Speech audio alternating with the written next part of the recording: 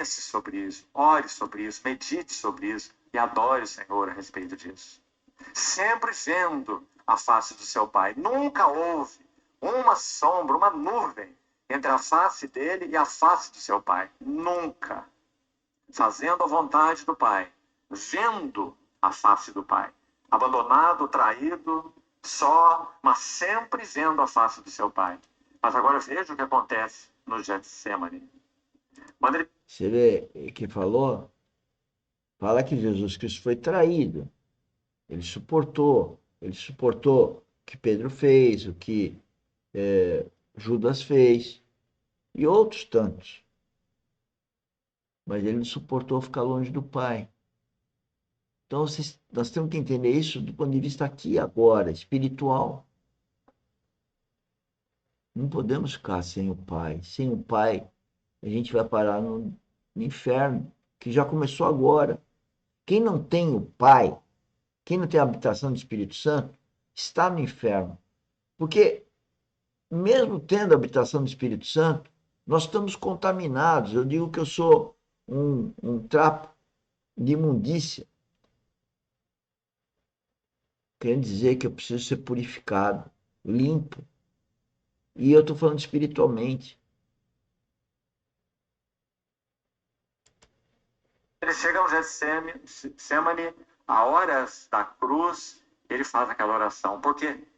Porque agora ele vê que se ele há de continuar fazendo a vontade do Pai fielmente até o fim, esse outro braço, a face do Pai, entrou em rota de colisão com a vontade do Pai. Você está entendendo? Se ele quer continuar fazendo a vontade do Pai até o fim, ele teria que perder de vista a face do seu Pai. Por quê? Porque algumas horas depois do Getsemane, o que aconteceria? O Calvário. E o que ele diria lá? Meu Deus, por que me abandonaste? E por que ele diria isso? Porque aquele que não conheceu pecado, Deus o fez pecado por nós, para que nele fôssemos feitos justiça de Deus. Meus irmãos, o nosso Senhor Jesus conhecia tudo menos alienação. E pecado é igual a alienação, separação. Alienação. Que palavra para a gente refletir. Eu peço para vocês refletirem. Será que nós estamos vivendo alienados? Quando você ouve uma pessoa, veja como é fácil perceber a alienação. Quando você ouve uma pessoa e diz que entendeu tudo que ela falou, eu arrisco dizer que isso não é verdade. Porque quando eu ouço uma pessoa, eu não consigo entender o que ela fala. Eu tenho que perguntar, eu tenho que repetir e confirmar se é isso que a pessoa está falando. Eu vou dizer espiritualmente por que isso acontece. Porque o maligno, ele atua na minha mente que estou ouvindo, na mente daquele que está falando, ou vice-versa, de tal forma a que não haja entendimento. Então, quem é filho de Deus está sendo orientado pelo Espírito Santo para tomar cuidado com o que fala e com o que ouve. Eu sempre falo para as pessoas, entenderam? E sempre, a maioria das vezes, elas respondem sim, e eu sei que não é verdade. Está faltando com a verdade. Chama-se hipocrisia. E quando você passa semanas, meses falando uma coisa, por exemplo, quando a gente fala que o sistema é produtivista, e a pessoa não entende que se o sistema é produtivista, ela não pode ganhar pelo tempo. Não pode. Cadê o produto no tempo? Se não tem produto no tempo, como ela vai ganhar pelo tempo? O produto que ela realizou no tempo que tem que ser pago, não pelo tempo.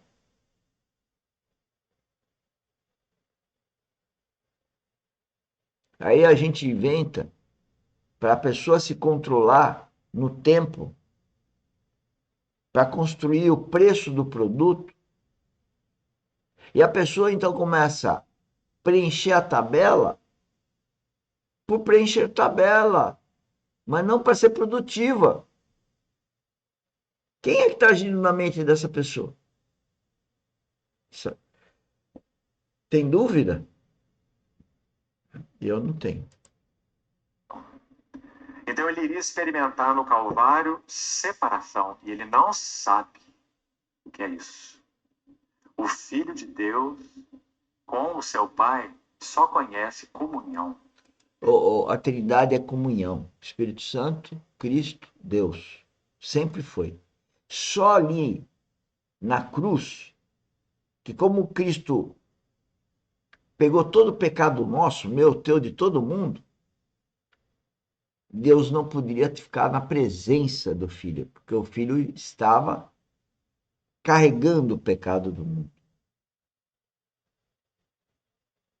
Por isso que ele deu a vida, para morrer com o pecado do mundo e tirar o pecado do mundo. Mas para tirar o pecado do mundo, não é automático. Você tem que nascer de novo espiritualmente em Cristo. Senhores, algumas palavras que eu estou falando talvez não estejam perfeitas, mas o meu coração está perfeito. E espero que o teu coração também venha estar ou esteja de tal forma a que você está ouvindo as revelações com o seu ouvido espiritual do Espírito Santo. Para a glória de Deus, não para o meu ego, para a glória de Deus. Só conhece gozo, prazer, satisfação. A autossatisfação do Deus Trino é a sua glória. Então os irmãos percebem? Creio que aí nós colocamos nossos pés descalços, porque essa terra é santa, no limiar do que significa o Getsemane, porque além daí não conseguimos ir. Mas o fato é que ali a vontade do Pai e a face do Pai estão em choque. E ele tem que escolher. Se ele escolher ver a face do Pai, esse é o seu direito. Mas nós não teríamos redentor. Então ele escolhe fazer a vontade do Pai, mesmo que implique perder a face do Pai. Então, meus irmãos, falar sobre necessidades de Deus, é aí que nós estávamos, é um termo muito delicado. Porque Deus não tem necessidades. Ele é o Deus de toda glória. Assim Pedro descreve na sua epístola, lembra? Ora, o Deus de toda glória. O Deus de toda graça, que em Cristo vos chamou a sua eterna glória. 1 Pedro 5. Então, o que seria necessidades de Deus? O que significa essa frase? Meus irmãos, Deus se autolimitou e determinou no seu eterno propósito a realizar a sua obra não só ou sozinho. Façamos o homem à nossa imagem, conforme a nossa semelhança. E assim determinou realizar a sua obra contando com cooperadores humanos. Então, senhores, Deus faz tudo pelo seu filho. Deus deu o seu filho naquela cruz para depois derramar em Pentecostes o Espírito Santo. Ele faz tudo. Ele deu o filho dele.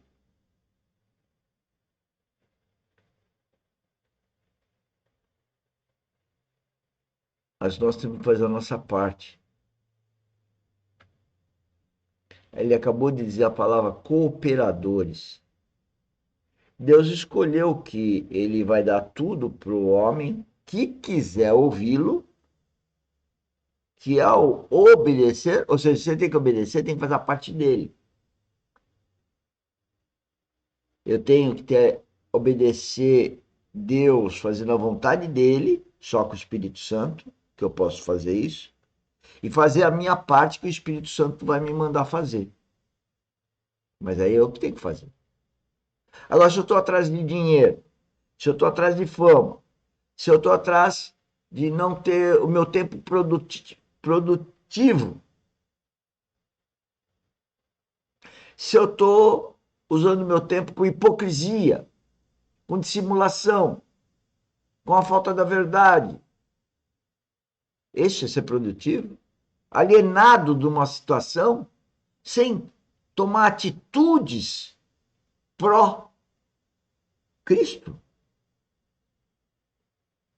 Ficar com a boca calada, achando que o problema é do outro, se a circunstância ele está vivendo, ele está escutando, ele está participando e não se manifesta,